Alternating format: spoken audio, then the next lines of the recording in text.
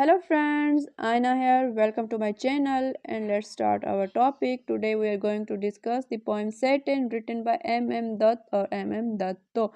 Complete name is Michael Madhusudhan Datto. He was born in West Bengal, now in Bangladesh, जो कि अब बांग्लादेश में है. He was born on 25th January 1824 and died on 29th June 1873. The poem जो कि अब हम discuss करने जा रहे हैं, उसकी जो थीम है वो बिब्लिकल भी हम कह सकते हैं और इस्लामिक भी कह सकते हैं, क्योंकि इस पोएम में उसने जिक्र किया है द डाउनफॉल ऑफ सैटन के डाउनफॉल को जिक्र किया है। और यही सेम चीज़ होली कुरान के चैप्टर नंबर 7 और बाइबल में भी रिप्रेजेंट की गई है।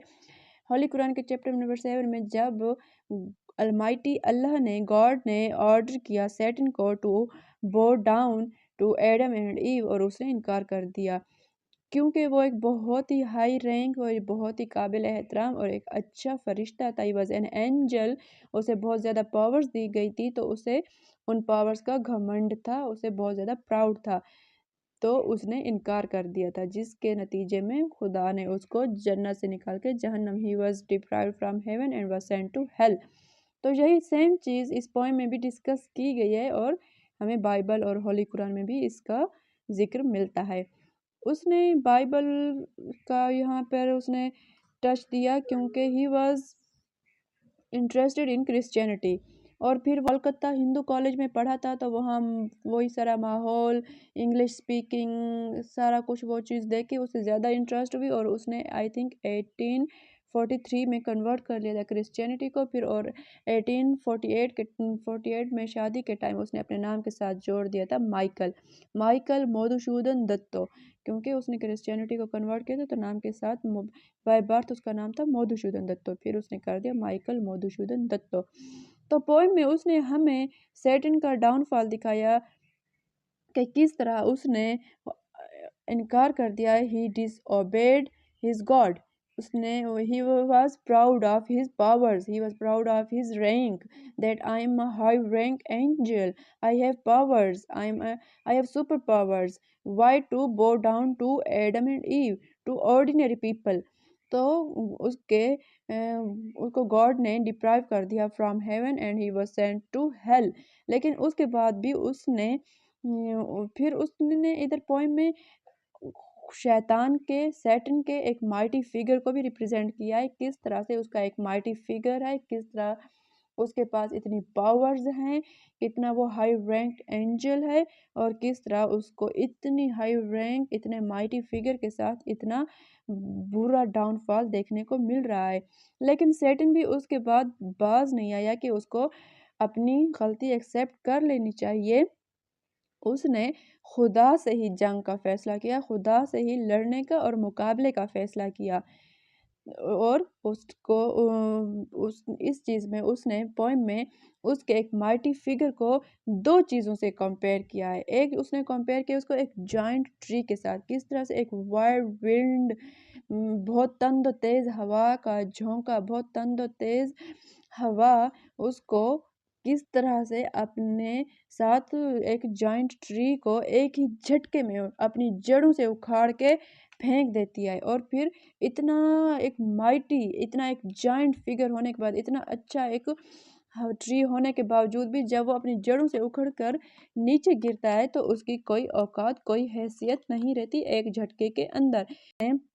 उसको एक और चीज़ के साथ भी कंपेयर किया है, दो चीज़ों के साथ उसने उसको कंपैरिजन दिखाया है कि किस तरह एक अच्छी खासी बड़ी शिप रात के अंधेरे में भी समंदर के गहरे पानी के ऊपर इतनी प्राउडली मूव कर रही होती है, और उसे कोई फेयर नहीं होता है, ना समंदर के गहरे पानी का, ना डार्कनेस का, ना कुछ, और उसे इस चीज़ की खबर ही नहीं होती कि किस तरह से एक झटके में कोई तंद तेज़ पानी की लहरें, कोई डिवाइन फिगर, कुछ भी, कोई चीज़ भी उसको एक झटके में क्या से क्या बना सकती है, कि अगर बहुत तेज़ लहरें उसको अपने साथ ले जाकर समंदर की गहराई में, समंदर के अंधेरे में डुबा सकती हैं, किस तरह से समंदर के गहरे पानी के अंधेरे में, गहारों में ले जाकर फेंक सकती हैं, और फिर वो समंदर के ऊपर प्राउडली तैरती हुई शिप नहीं रहेगी। एक झटके में उसकी औकात, उसकी हैसियत को क्या से क्या हो जाएगी।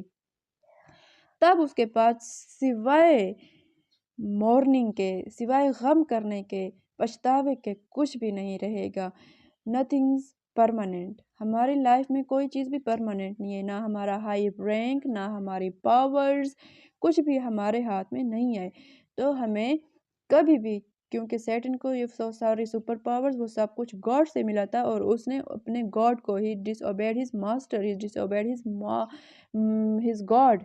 हमें ऐसा नहीं करना चाहिए। जहाँ से हमें सुपर पावर्स मिली हैं, फिर हमें अपनी पावर्स पर प्राउड फील हो जाए, और फिर हम अपने ही गॉड को, अपने ही मास्टर के अगेंस्ट जाएं। अगर हम ऐसा करते हैं तो इसमें हमारे पास सिवाय पछतावे और लॉस के कुछ नहीं रहेगा। हमें भी सैटर्न की तरह एक डाउनफॉल ही देखना चाहिए। We must not disobey God, we must follow our God. और हमें कभी भी अपनी पावर्स पर प्राउड फील नहीं होना चाहिए, और हमें कभी भी किसी और को अपने से छोटा नहीं समझना चाहिए। तो इस पोएम में अगर सिर्फ समरी को एक्सप्लेन किया जाए तो बस यही कुछ है कि किस तरह से माइकल मधुसूदन दत्तो ने सैटर्न के डाउनफॉल को एक्सप्लेन किया है, और फिर उस डाउनफॉल को उसने दो चीज़ों के साथ कंपेयर किया है, एक जाइंट ट्री के साथ और एक माइटी शिप के साथ।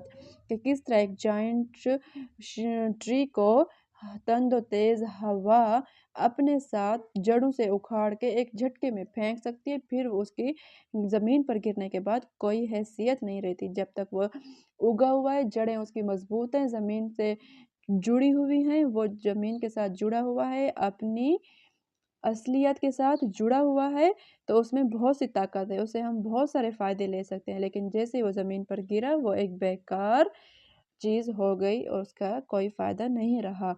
तो उसके पास सिवाय गम और पछतावे के कुछ नहीं रहा। ऐसे ही उसने शिप की भी एग्जाम्पल दी है, और ऐसे ही बिल्कुल हम इंसानों के साथ भी है, और ऐसे ही सैटर्न का भी है कि किस तरह से वो इतना अच्छा, एक काबिल एहतराम हाई रैंक्ड एंजल था, और किस तरह से उसके एक इनकार ने उसको कहाँ से कहाँ पहुँच दिया। He was deprived from heaven and he was sent to hell, and he was deprived of all his powers in spite of being shame।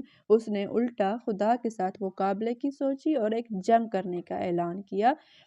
तो that's all, I hope I did well. आपको summary का जो एक means concept है वो समझ आ गया हो कि इस पोएम में बात किस चीज़ की गई है।